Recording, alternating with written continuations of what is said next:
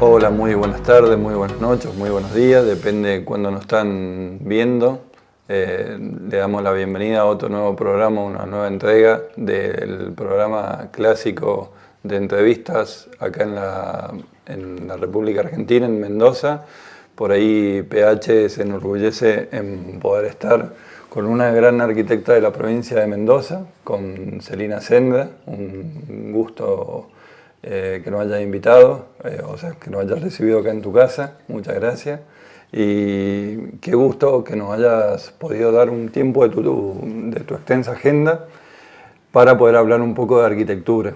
Pero como siempre voy cambiando a lo largo de las entrevistas, me gustaría que nos cuentes un poco más sobre tu currículum o tu historia de vida dentro de la arquitectura.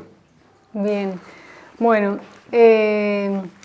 yo soy arquitecta del estudio Celin, Arquitectura de Diseño, y el estudio nace después de haber pasado por muchas experiencias a nivel local, a nivel internacional, digamos. He trabajado en varios países, cada país me fue dando lo suyo en cuanto a experiencias con otros equipos, con personas dentro del equipo de diversos lugares.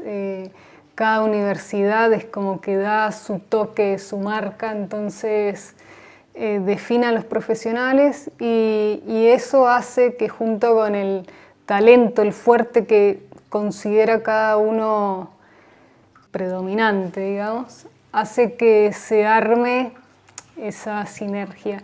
Y bueno, después de varios años de trabajar acá con muchos arquitectos, y profesionales, ingenieros y demás,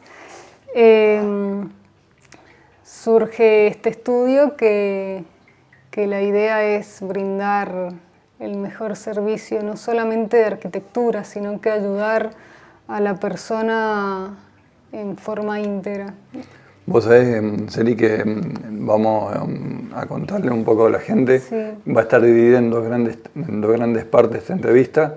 La primera parte por lo que que vamos a enfocarnos en un proyecto de arte que llevas adelante y en el mundo de la arquitectura, pero para darle como una ruta, como un pequeño GPS a esta entrevista, me gustaría empezar con la parte más que sos vos, que nace como arquitecta tuyo. ¿Te gustaría? Sí.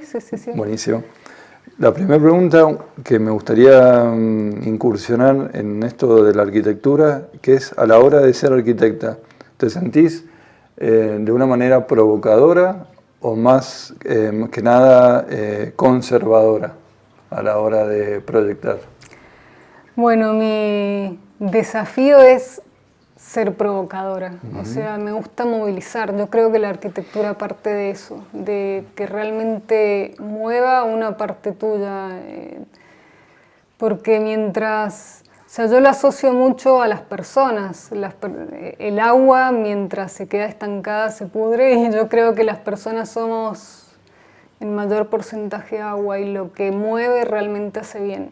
Entonces, en el proyecto, por más de que uno por ahí tiene un presupuesto, tiene la personalidad de con quien se enfrenta, cada proyecto es un desafío y me parece que dentro de ese desafío la persona busca algo más que su propia casa, busca un bienestar y en ese bienestar siempre tiene que haber algo que lo movilice. Entonces, sí, provocadora al 100%. Porque además no hay que olvidarse que siempre el arquitecto convive con las limitaciones propias del espacio y el presupuesto económico.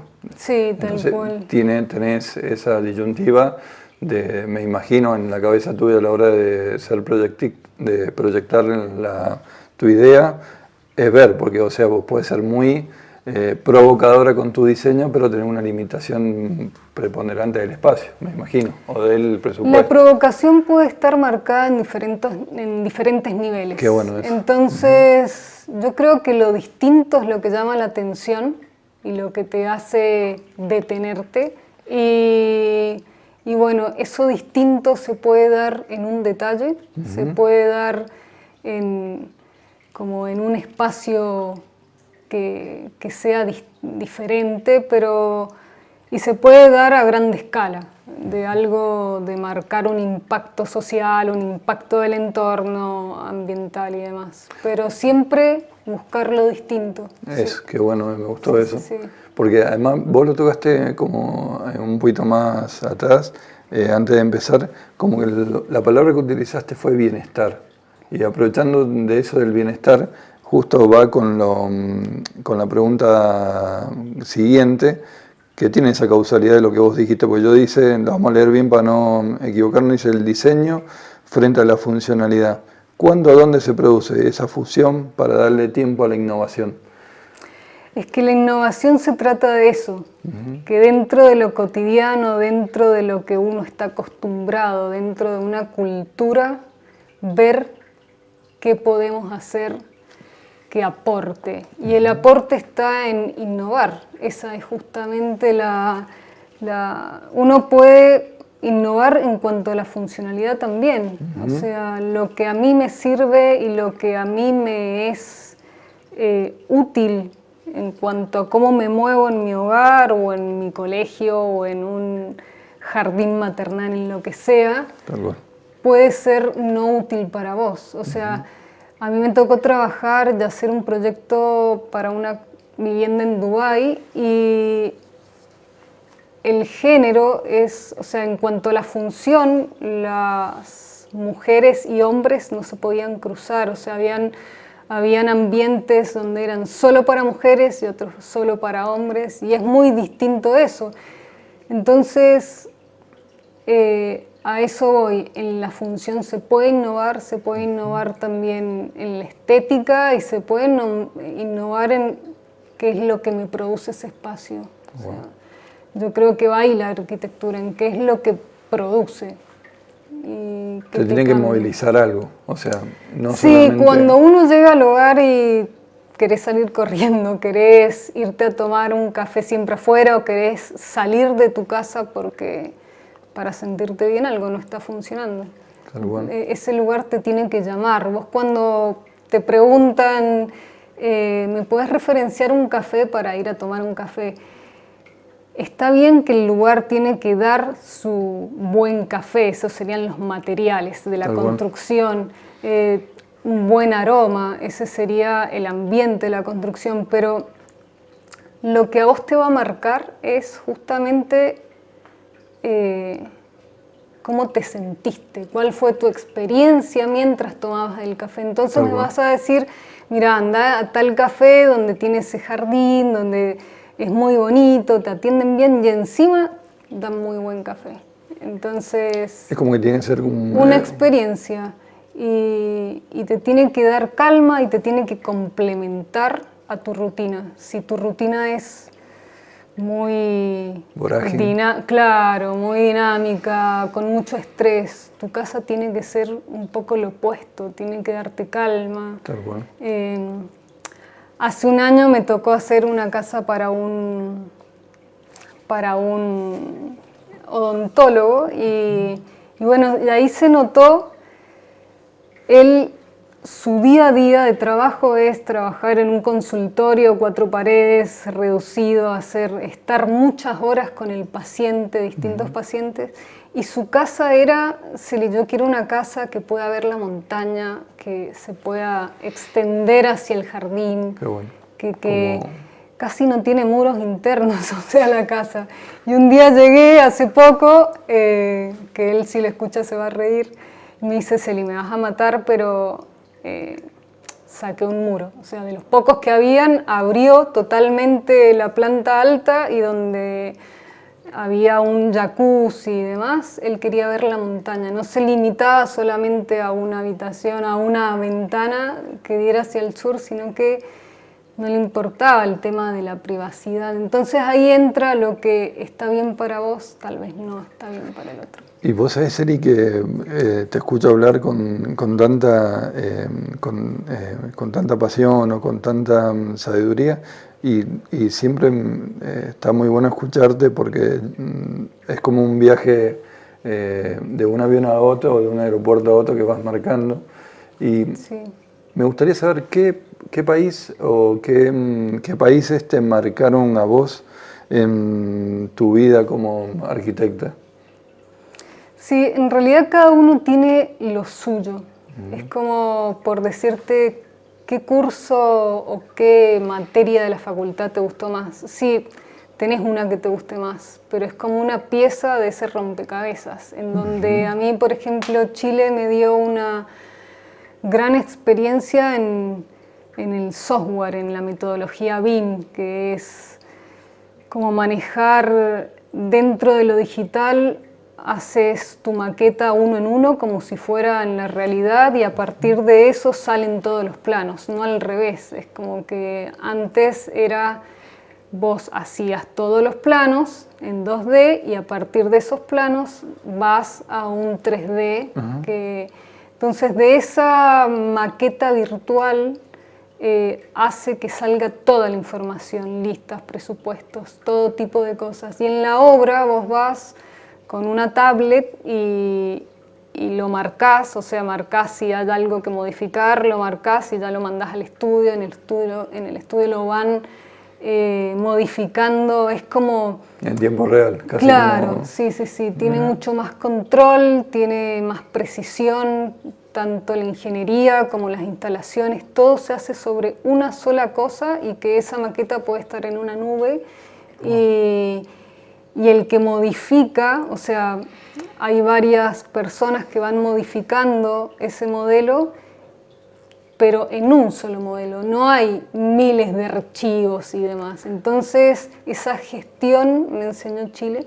Mucho más ágil, mucho más... Sí, más...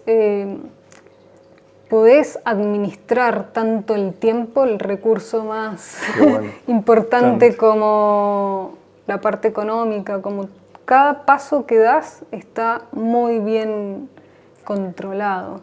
Y de eso me encantó. Ellos me dieron esa experiencia, aparte de que me encanta trabajar con esa gente. Y bueno, la otra cultura que me marcó mucho es en Inglaterra, estuve en Londres y lo que vi afuera, que no es tanto lo que se ve a nivel local, es el trabajo en equipo.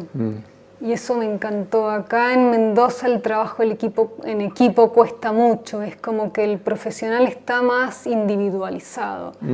Yo puedo hacer de la A a la Z todo el proyecto, encargarme de la dirección técnica, estoy preparada para eso, sé que lo hago bien, pero también sé, y uno a lo largo del tiempo conoce lo que recién mencionaba, cuál es el fuerte para lo que me fluye. O sea, mi sensibilidad hace que yo perciba mucha más información, no solamente con los sentidos, sino en otros niveles. Hace que mi fuerte sea el diseño. Y bueno, si en un equipo cada persona se considera fuerte en algo y unís esas fuerzas y esas energías, las aprovechás y enfocás solamente en ese eje mientras vas coordinando con los demás, yo creo que da un resultado muy superior. Y además el trabajo en equipo siempre digo yo, o como siempre lo he visto yo, como el trabajo en equipo multiplica y mejora cada parte del todo del equipo. O sea, cada uno tiene una fortaleza propia y lo lleva como a otro nivel el trabajo final.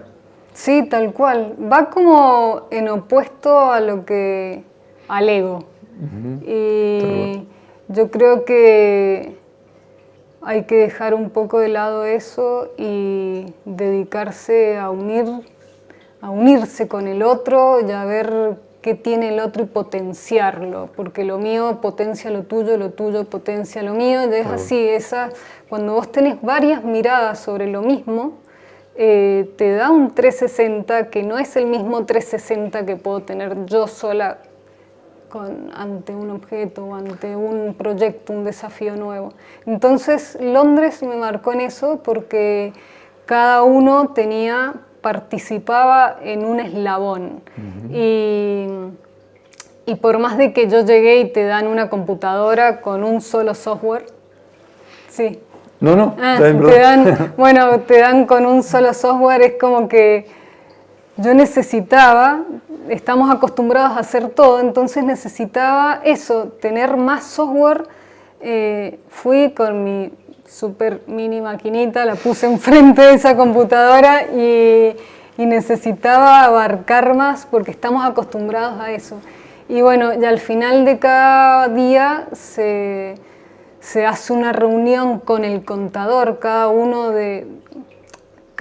de esas opciones de diseño o de esas instancias durante el proceso se contabiliza, tiene una seriedad tal que hace que ese equipo y esas opciones, si vos tenés 10, realmente salgan las 2 mejores. Y esas 2 mejores se elige una y esa se lleva adelante, pero se lleva adelante con una fuerza que no es la misma que si lo hiciera solo.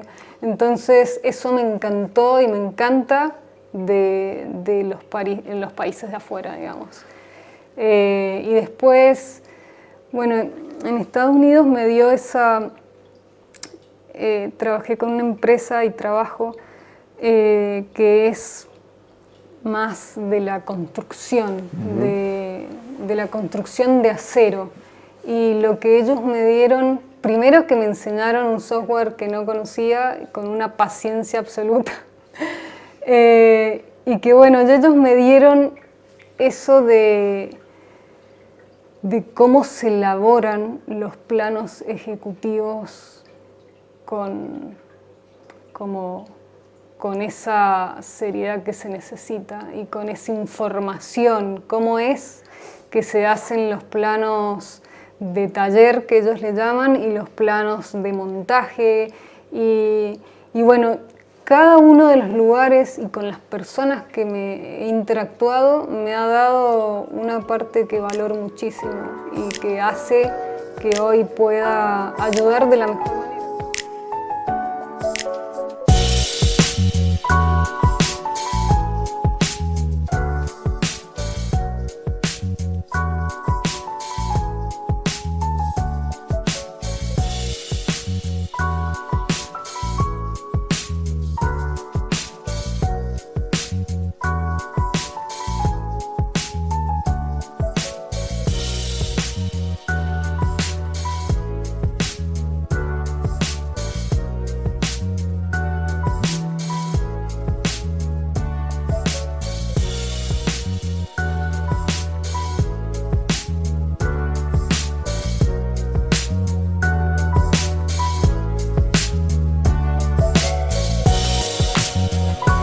Digo que está bueno llevar a los referentes de cada área. En el mundo de la arquitectura, una persona que es muy prestigiosa o que fue prestigiosa fue Zaha Hadid. ¿Vos tenés tu firma a la hora de vivir el mundo de la arquitectura? Sí, yo creo que, bueno, para quienes no conocen un poco es el mundo de Zaha Hadid, yo en la facultad y siempre fue un referente realmente, pero porque fue una mujer que rompió paradigmas, que tanto los edificios como bloque no solo estudió lo que emerge, sino qué lo sostiene. Y lo que lo sostenía eran el terreno, esas líneas continuas. Y bueno, ella desdibujó un poco el bloque edilicio. Es como romper paradigmas. Y el mío, lo que yo intento romper es, digamos, que cuando una persona, un cliente viene y me dice en una entrevista, primero que rompí la idea de recibirlo en mi estudio. Porque tenía que recibirlo a través de ya te contesto la pregunta, enfoque, pero tiene todo un trasfondo. tenía que recibirlo a través de un escritorio. Y ponerse atrás de un escritorio y la persona enfrente va directamente a las necesidades puntuales. Yo quiero la casa así, así, así, así. Entonces lo que hice fue juntarnos en un café, juntarnos en su casa, porque no es solamente, yo soy más de analizar y de observar, no tanto de la palabra, por lo tanto me cuesta un poco este ambiente, pero lo que yo percibo en una entrevista con el cliente es qué lleva puesto, cómo se viste, qué color eligió para ponerse. Aparte de lo que me está diciendo, voy viendo cuál es su contexto, cuál es el entorno que lo define, qué auto tiene, por qué tiene ese auto, si tiene un auto familiar o si tiene un auto con cierto prestigio que significa para él, qué elegancia él expresa en cuanto a su forma, a sus gestos, a la forma en que dice o marca ciertas instancias en esa charla.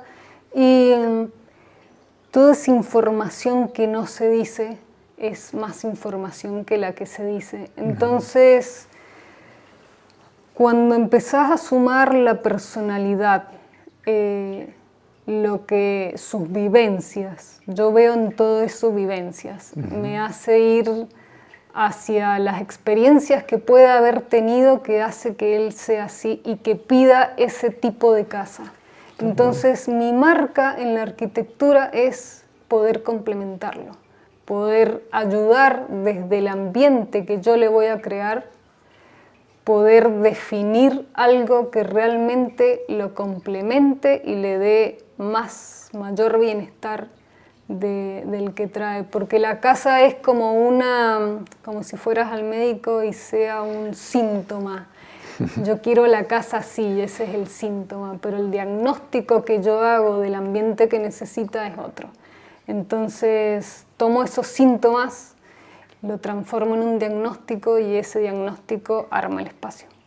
Vos sabés, Celi, que hablando de un diagnóstico o de una forma o visión final de proyecto, algo que es muy bueno, muy interesante, es definiendo la arquitectura del futuro, del mañana, con la agenda, o sea, que vaya en paralelo con la agenda de la ONU del 2030, de que sea todo ecosustentable.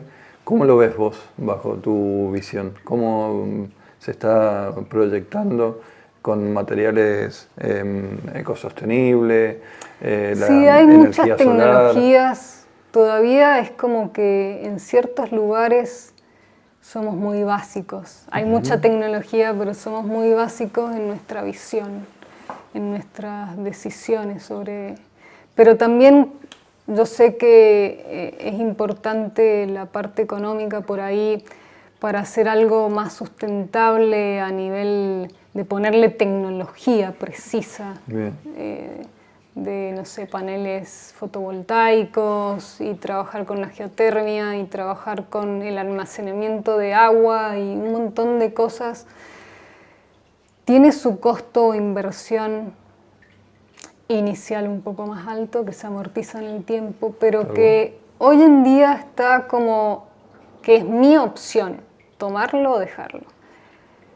Yo creo que a medida que pasa el tiempo, las energías han sido accesibles, que los edificios se arman como un edificio de consumo total de energía y van a tener que pasar a ser un edificio que provee energía y se autoprovee. Y eso va a tener que ir a la par con las políticas de ese lugar, en donde las casas se van, que en algunos países ya funciona así, se van a tomar como categorías de cuán eficientes son. Como los electrodomésticos. En la heladera aparece esa tablita A, B, C, D, y que eso va a determinar también la parte inmobiliaria. Una casa más eficiente va a tener un alto costo o va a elevar su costo, y una casa menos eficiente tanto para la venta o para el alquiler va a ser más barata porque el consumo va a ser más alto. Es como que va a empezar a jugar el papel inmobiliario va a empezar a presionar, y sobre todo que las viviendas van a tener que responder a ese cambio climático, en donde olas de calor, donde hay inundaciones, sequías, como que los edificios se van a tener que proveer de eso. Y lo otro, que no se ve mucho en esta ciudad, pero se puede ver en los barrios privados, en otras ciudades se ven como en los edificios, puede llegar a cambiar un montón, los espacios comunes, la interacción con el otro. En esa interacción con el otro, en algunos lugares empiezan a aparecer las huertas orgánicas, comunitarias, y esa interacción también con las personas. Es todo muy digital, muy del trabajo y de las aplicaciones y demás, pero nos olvidamos de esa interacción que hace al entorno y que sin querer nos está definiendo mucho. Y yo creo en eso, que todos somos arquitecturas, que el espacio te define, el entorno te define, pero así como te define, vos vas e interactúas en tu trabajo y demás y definís al otro. Entonces es muy importante esa pregunta. Sí, sí, sí. Vos sabés que por eso, porque la verdad que es imposible, vamos a romper un poco el off, en una charla telefónica que tuve con Celina previa a la entrevista. Sí. Es un bagaje de tanto conocimiento, tanta experiencia vivida, tanta como libros, son un libro abierto, la verdad que es muy bueno señalarlo eso, y como para irnos como una nueva ruta en esta entrevista, vamos a ver un poco tu parte más artística. Sí. Que también está muy pragmante en vos, en tu forma de vivir el mundo de la arquitectura con el arte, sí. de la mano. Sí, sí, sí. Y la pregunta sería, ¿cómo nació la idea de este proyecto educativo artístico que llevaba a cabo? Que es muy lindo y sí. súper sensacional. Este taller de croquis y de técnicas artísticas se llama. Tuvo su primera edición en el 2016, pero en realidad nació mucho antes. O sea, nació a partir de un análisis. No es que yo enseño a croquisar nada más. Y no enseño, no es que mi propósito sea, obviamente que el resultado va a ser ese, pero el propósito viene por otro lado, que es de observar un común denominador. En la facultad sobre todo se me dio esa última parte en donde vos tenés el entendimiento de por qué sucede. Estuve en un curso muy fuerte en cuanto a nivel artístico, a expresión y demás. Habían muchos chicos que eran hijos de arquitectos y otros que no. Pero había esa dificultad de cuando vos tenés una idea la plasmás en un papel rápido. ¿Por qué? Porque tenés una percepción y la mayor velocidad de captar información en ese instante es un lápiz en papel o un croquis. Mientras más definición y precisión tenés de esa idea, vos podés tomarte el tiempo, ir a la computadora, digitalizarlo, hacer el 3D y demás, pero necesitas más información. Y por ahí eso en ciertas ocasiones no se dan. Entonces, desde muy chica yo, con esta sobredosis de sensibilidad que me dieron mis padres, tuve que aprender a gestionarlo. Y bueno, y en mi casa mi mamá era como la que tuvo ese arte en todos los sentidos. En la casa de mi mamá es un museo de cuadros y ella yo hacía patinaje artístico y me hacía los trajes, se levantaba, soñaba cómo iba a ser, se levantaba y lo dibujaba y así era, ¿viste? Era muy creativo y demás. Bueno, y empecé a ver en la universidad, sobre todo, que había una traba o un bloqueo a la hora de expresar sueltamente en un croquis o con los lápices o con la técnica que quieras.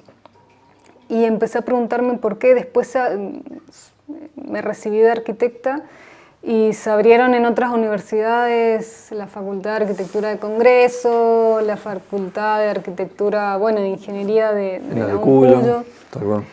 Y me iba a las clases y participé un tiempo tanto en las cátedras de la de Congreso como 4 años en la de Mendoza. Y me iba a todas las exposiciones y tesis de la Universidad de Mendoza y las exposiciones de la de Cuyo para ver cómo era eso de que habían ideas muy buenas, pero a nivel de soltura, de ese nivel artístico, estaba como trabado.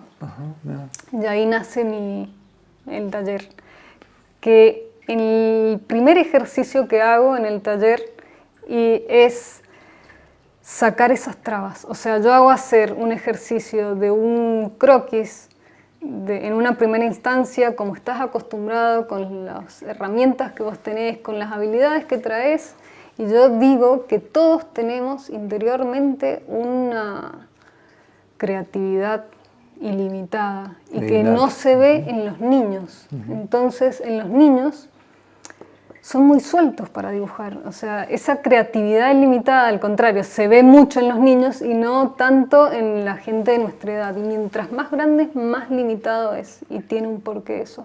Entonces, yo lo que hago es sacar ciertas estructuras, le digo, bueno, ahora el mismo dibujo lo vamos a hacer así, así, así, vamos a sacar este papel estándar, vamos a sacar estas cosas que marcan, que te hacen que tu mente sea en blanco, que se ponga en blanco, sin siquiera aportar conocimientos de perspectiva ni de nada que tenga que ver con el arte, solamente saco lo que bloquea y en un instante los mismos croquis son totalmente distintos. Sí, se arregla la perspectiva, se arregla la expresividad, se arregla todo, es como que solito la persona no lo puede creer, ve el A y el B y no puede creer que eso sean trabas que uno mismo lleva.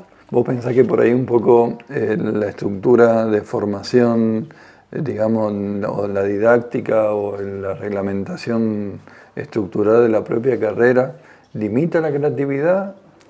Yo creo que viene mucho de antes de la carrera. Y en esto sí juega un papel importante la arquitectura también. Ahí los colegios, si vos te pones a ver, para mí la estética es muy importante y es salud. O sea, si uno ve una manzana hermosa y ve una manzana más o menos marrón, ¿cuál vas a elegir? Y no es porque sea más estética. Tal cual. Es porque el cerebro, claro, lo percibe así. Y en los colegios, las aulas son totalmente aburridas, muy ordenadas. Te dicen no te muevas, es el espacio. Sí, y te dicen no te muevas físicamente y no te muevas mentalmente.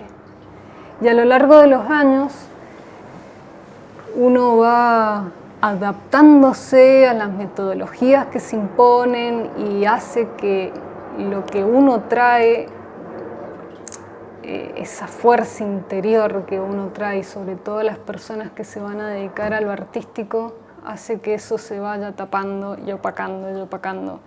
Y yo lo que intento en ese curso es abrirlo.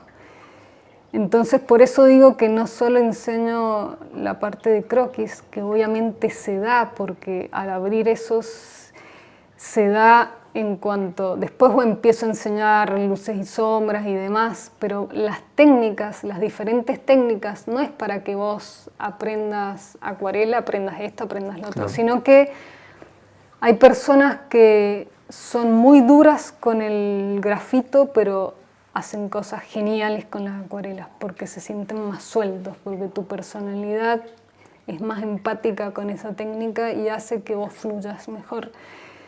Y lo otro que hago es las luces y sombras, en vez de decir, bueno, esto es así, así, así, con diferentes técnicas voy abordándolas de otras perspectivas. O sea, ahora se pinta la luz, ahora se pinta la sombra. En papeles oscuros pinto la luz, en papeles claros hago degradé con sombra, o sea, enseño muchas técnicas que hacen que tu cerebro se desconcierte un poco, que es lo que se necesita, para no pensar tanto y dejar fluir. Lo estás llevando a cabo junto a tu socia.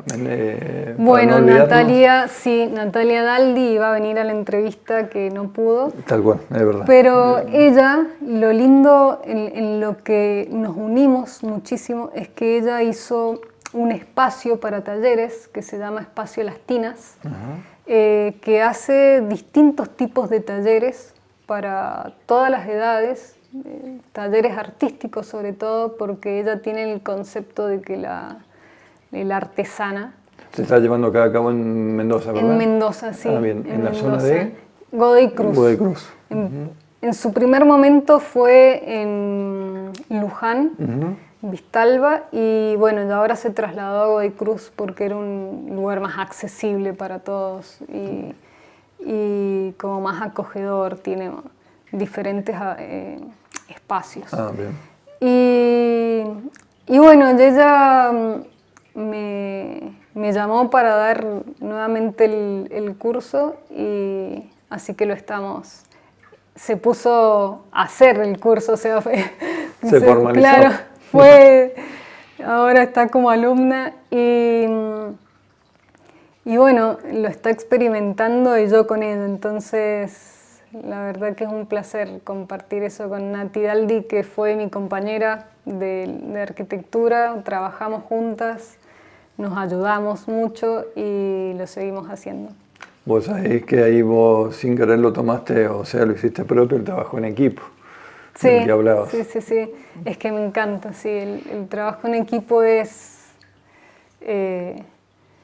yo creo que lo que nos hace falta a todos, en todas las profesiones. Vos ahí en serie, que de verdad y lo dejas muy, muy en claro ahí en esa última parte que acabas de decir, pero para unir una pregunta sería como para unir ese mundo de lo artístico y la arquitectura, ¿cómo, bajo tu punto de vista, el lápiz en vos viene siendo como un elemento más de trabajo o como tu mejor forma de llevar a cabo esa mejor expresión de Celina como arquitecta y como artista? El lápiz me es muy útil porque en una reunión podés informarle al otro o explicarte muy fácilmente en 2 segundos una idea. Podés en la obra hacer algo muy técnico, más preciso con dimensiones y demás, hacia las personas, los conductores y obreros, o hacia otro profesional, discutir con una idea o un detalle con el ingeniero, pero sobre todo tiene que ver con lo que mencionaba anteriormente, que es, yo lo uso mucho para el concepto de la idea. Se me viene el concepto de la idea, a veces se me viene un espacio y a veces se me viene un detalle de ese espacio. Entonces yo lo canalizo por ahí, lo dibujo rápido y después me voy a los siguientes niveles de pasarle a la computadora, de la parte ejecutiva de eso. Pero no es que queda solo en un primer plano, es un ida y vuelta. O sea, voy haciendo el 3D y a la vez vuelvo al lápiz y completo ese 360. Es como un ping-pong de empujar, digamos, los pensamientos en análisis en el cerebro para que salga, para que fluya. En algún momento es como que lo ves completo. Y bueno, el lápiz es una herramienta muy útil, sí. Vos sabés, Seri, como para ir dándole un cierre, justo quedan 2 preguntas, Sí. pero una que se me ocurre a lo largo de escucharte a lo largo de la entrevista, y me interesa mucho, porque lo hablamos también en la charla previa a la entrevista, que me gustó un tema que lo tocaste, de unir eso de arquitecta y de profesora o de la parte de enseñanza. ¿Cómo manejás vos o cómo le explicás a tus alumnos o gente del taller esa línea fina entre el éxito, el fracaso, la crítica, el aprendizaje? ¿Cómo lo llevas? ¿Cómo lo liderás? Bueno, creo que mi enfoque está en disminuir el miedo, tanto al éxito como al fracaso, digamos. Cuando vos disminuís el miedo, porque uno se va mucho al resultado, quiero que me salga espectacular o quiero hacer una casa espectacular, pero en realidad lo más importante es el proceso, es estar enfocado en ese momento, no en cómo te va a quedar. Entonces, al sacar esas estructuras y bloqueos y esos miedos que uno trae, porque las personas que van al curso son personas que dicen de todas las edades, profesiones, ingenieros, arquitectos, estudiantes de diferentes carreras, de diseño gráfico, indumentaria, que dicen, me gusta mucho esto, pero soy muy malo haciéndolo. Entonces van directamente con ese juicio previo que es lo que está mal, o sea, lo que se considera que eso es lo que te está bloqueando, ¿sí? Bueno. Cuando yo saco eso que te contaba de lo que traemos, de que esto está bien, esto está mal, tenés un 10, tenés un 2, tenés esos lugares donde nos vamos poniendo, hace que tu ser se exprese más tímido. Entonces, cuando veo los primeros croquis, son croquis muy tenues, sin contrastes, porque se nota esa timidez Como y ese tímidos, miedo claro. se transmite y eso es lo que se emana. Y entonces, cuando vos detectás eso, no solamente lo corregís en el croquis, sino que lo corregís en cómo te interactúas con tus cosas. Y en eso voy de la mano con Nati de que el arte sana, porque vas detectando cosas que sirven no solamente para el arte, sino cómo nos desempeñamos. Para la vida. Sí, totalmente. Vos sabés que como para darle un cierre a esta muy hermosa nota y como cierre, siempre voy terminando como de forma distinta las entrevistas y siempre tomo o le hago la invitación al entrevistado o a la entrevistada de una autopregunta. ¿Cuál sería tu autopregunta? ¿Qué te gustaría preguntarte a vos misma? Y mi autopregunta va por el deseo que tengo, que es el de formar ese equipo fuerte.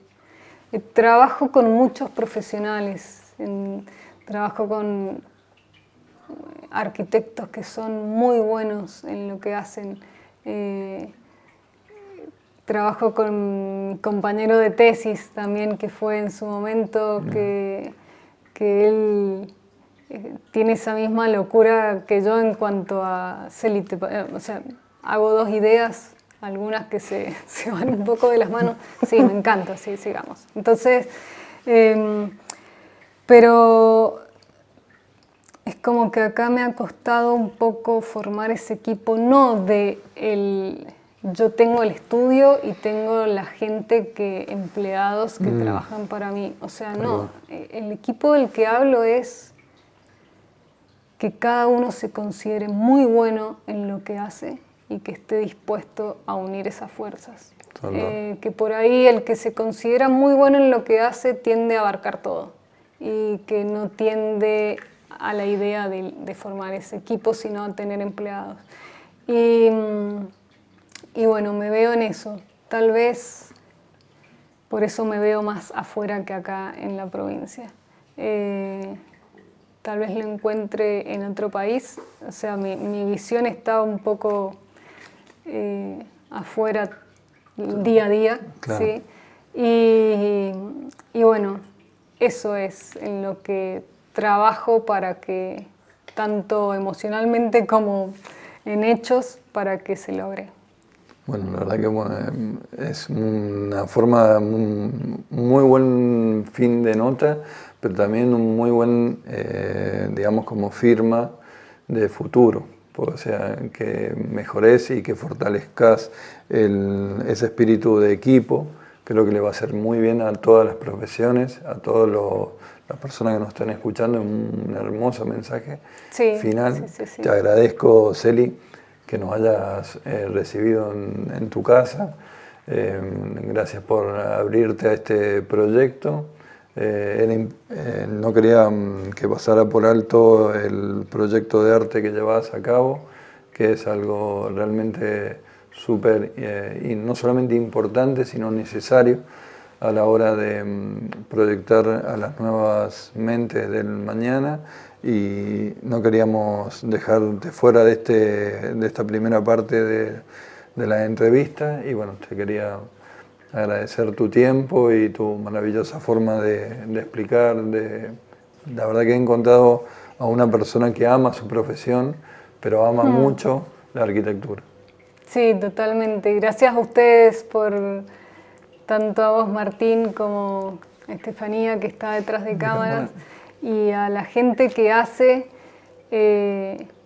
esto, que en definitiva es lo que yo busco, o sea, de ayudar de la mejor manera. Y el hecho de conectar y hacer conocer lo que el otro está trabajando para esa ayuda, para que esa ayuda se concrete, es lo que me da, digamos, gratitud, y por eso les agradezco a ustedes de ofrecerme este espacio. No, por favor, al contrario. Este programa nació, ya casi que llevamos 2 años, nació en plena pandemia. Sí. Y se fortaleció día a día más.